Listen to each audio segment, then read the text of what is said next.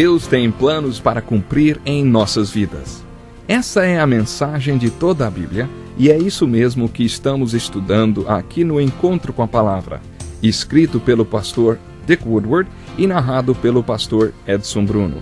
Fique atento a mais um programa que o Ministério Cooperativo Internacional leva a você. Com você agora, pastor Edson Bruno.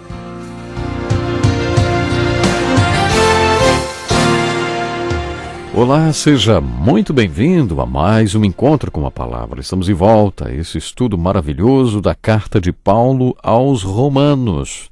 Nos últimos 3 programas enfocamos a introdução desta carta, em que Paulo falou sobre quem ele era, o que ele era e por que ele estava nesse mundo. Ele era um servo de Jesus Cristo e um apóstolo.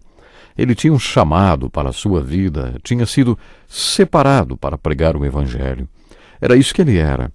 Mas aí Paulo escreveu que os romanos também eram chamados, e vocês também estão entre os chamados para pertencerem a Jesus Cristo, chamados para serem santos. Eles também tinham sido chamados para serem separados para o Evangelho de Jesus Cristo. A fé dos cristãos de Roma estava sendo comentada em todo o mundo. Sou grato a Deus por todos vocês, porque em todo o mundo está sendo anunciada a fé que vocês têm. Isto era motivo de grande alegria para Paulo. Nestes poucos versículos introdutórios, Paulo também falou quem os cristãos de Roma eram, o que eles eram, onde eles estavam espiritualmente e por que eles eram quem eram e estavam onde estavam. Agora eu gostaria de fazer uma coisa diferente. Gostaria de começar com a última parte deste capítulo e depois de abordarmos esta parte, gostaria de voltar ao restante da introdução que Paulo fez. Principalmente a parte em que ele escreveu sobre ele mesmo e sobre o Evangelho para o qual foi chamado para pregar como um apóstolo. Acho que será mais proveitoso se falarmos primeiro sobre a última parte deste capítulo e depois retomarmos o resto da saudação e a introdução de Paulo. Observe que no versículo 18, Paulo inicia um trecho das Escrituras que, na verdade, não é o mais agradável de se estudar. Para ser sincero com você, esse não é o capítulo da Bíblia que eu mais gosto.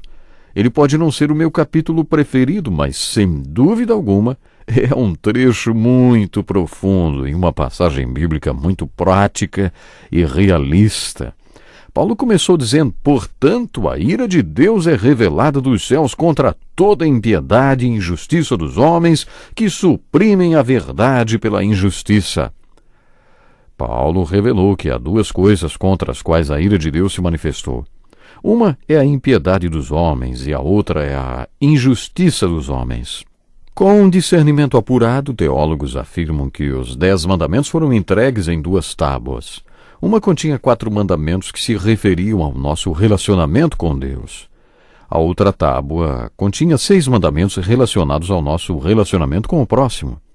Muitos teólogos afirmam que quando Paulo escreveu sobre impiedade, ele se referiu à violação dos 4 primeiros mandamentos. Esses 4 primeiros mandamentos nos mostram como agir de maneira piedosa e temente a Deus. Eles tratam do nosso relacionamento com Deus.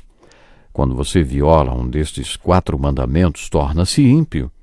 Os 6 mandamentos da outra tábua governam nosso relacionamento com o próximo. E quando Paulo falou sobre a injustiça, referiu-se à violação destes 6 mandamentos da segunda tábua. Quando lemos a ira de Deus é revelada dos céus contra toda impiedade e injustiça dos homens, devemos enfocar a palavra ira. O que é a ira de Deus? Muita gente acha que esta palavra está fora de moda, que não se usa mais, que fala de algo primitivo e que nem sequer existe mais. Você já ouviu algum sermão na igreja sobre a ira de Deus? Qual foi a última vez que você ouviu uma pregação sobre a ira de Deus? A ira de Deus é diferente da raiva do ser humano. A palavra hebraica para ira é um vocábulo muito interessante que tem a ver com ultrapassar.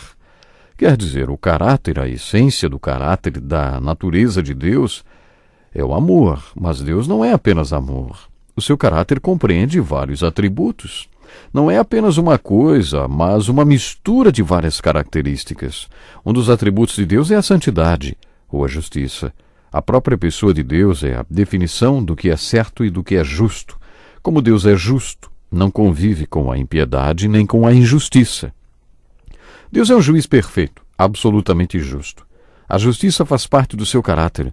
Se você espera que um juiz tenha este atributo em seu caráter, o que você pode esperar de Deus quando ele tem de lidar com a injustiça e a impiedade de todo mundo? Paulo escreveu: a ira de Deus é revelada dos céus contra toda a impiedade e injustiça dos homens. Será que isso quer dizer que Deus fica lá de cima assistindo toda esta impiedade e injustiça e acaba ficando muito bravo e perde a cabeça? Não, claro que não. Não foi isso que Paulo quis dizer, mas sim que Deus é consistente com o seu caráter, com a sua justiça e santidade, e que a ira de Deus é esperada porque a impiedade e a injustiça do homem alcançou um determinado limite. Aí Deus, no seu caráter, ultrapassa a característica do amor e vai para a ira. A ira de Deus, portanto, pode ser definida como uma reação exterminadora do amor perfeito de Deus contra o que está ameaçando o objeto do seu amor. Esta é uma das definições da ira de Deus. A ira de Deus é uma reação exterminadora de um Deus santo, amoroso, contra alguma coisa que está ameaçando aqueles a quem ele ama. Deus possui uma ira futura. Haverá um julgamento. Vai ter de haver. Existe pecado no mundo, existe pecado na minha vida e na sua vida, você está avisado. A ira de Deus é contra você quando você vive este estilo de vida. É simples e consistente com a essência e a natureza do caráter de Deus. Esta passagem de Romanos, dos versículos 18 a 32 do capítulo 1, é um texto muito duro. Muita gente acha este texto difícil de engolir. Paulo mencionou neste capítulo 25 pecados dos quais a raça humana é acusada, e a acusação procede. Ele falou sobre coisas que realmente acontecem. Antes de continuarmos o comentário deste capítulo, quero fazer algumas observações. Há 2 capítulos do Velho Testamento que nos ajudam a compreender melhor o capítulo 1 da carta de Paulo aos Romanos. O primeiro deles é Gênesis 3, que descreve a queda da raça humana, da família humana. De acordo com Gênesis 3, Deus criou o homem à sua própria imagem e semelhança, mas com a capacidade de fazer escolhas, e o homem fez as escolhas erradas, e isto gerou a queda da família humana. Quando estudamos o livro de Gênesis, fiz o seguinte comentário: Deus não deixou todo o relato de Gênesis porque achava que nos devia uma explicação. Deus deixou os capítulos 1 e 3 do livro de Gênesis para nós porque queria que entendêssemos como é o nosso pecado. A única maneira de entendermos como é o pecado hoje é entendendo como o pecado era desde o início. Desta forma, podemos aprender que temos o mesmo potencial para fazermos a mesma coisa porque somos pecadores. Os capítulos 1 e 3 do livro de Gênesis têm a seguinte mensagem: criei vocês à minha imagem e semelhança, mas dei-lhes a liberdade de escolha, e vocês fizeram as escolhas erradas. Por isso o livro de Gênesis não conta apenas como era o pecado, mas como o pecado é hoje. Como era antes, ainda é hoje. No capítulo 1 de Gênesis, Deus fala sobre como o casamento era, porque quer que entendamos o casamento hoje. Jesus demonstrou o que estou falando quando foi questionado em Mateus 19 sobre o casamento. Jesus se referiu ao texto de Gênesis porque o casamento deve ser hoje como era antes. Por isso devemos voltar ao início de tudo, ao propósito de Deus ao criar o casamento. De acordo com Jesus, é assim que o texto de Gênesis deve ser abordado. O capítulo 6 de Gênesis é outro capítulo que ajuda na compreensão do capítulo 1 de Romanos. Em Gênesis 6, lemos sobre o julgamento de Deus através do dilúvio. É neste capítulo que lemos sobre a Arca de Noé. Descobrimos algumas verdades importantes neste capítulo. Preste atenção neste versículo do capítulo 6 de Gênesis, de acordo com a tradução revista e atualizada. Diz assim: o meu espírito não agirá para sempre no homem, pois este é carnal. O que significa isto? Bem, de acordo com as Escrituras, é o que constatamos tantas vezes. Existe uma natureza carnal ou animalesca no homem. Se não fosse pela parte espiritual do homem, ele não passaria de um animal mais sofisticado. Acho que foi isto que Jesus disse a Nicodemos: olha, ninguém pode entrar no reino de Deus se não nascer da água e do Espírito. O que nasce da carne é carne, mas o que nasce do Espírito é Espírito. O nascimento físico faz de você mais do que apenas um animal mais sofisticado. E para ser espiritual, você precisa passar por um nascimento espiritual, do mesmo jeito que passou pelo nascimento físico para nascer como uma criatura física. Acho que é sobre isto que o capítulo 6 de Gênesis fala. Existe uma revelação de Deus neste capítulo. O homem é animal e possui o potencial para ser exatamente isto. Na verdade, se pensarmos bem, o homem é pior do que qualquer animal. Quantos animais você já ouviu mataram e queimaram outros 6 milhões de animais só porque não gostavam da cara deles? Nenhum animal faria isto. Os animais matam por comida, para sobreviver. E não do jeito que Adolf Hitler fez com os judeus. Os animais não fazem as coisas que o homem faz. Olha, sinceramente, há seres humanos que são piores do que qualquer animal no seu potencial para fazer o mal.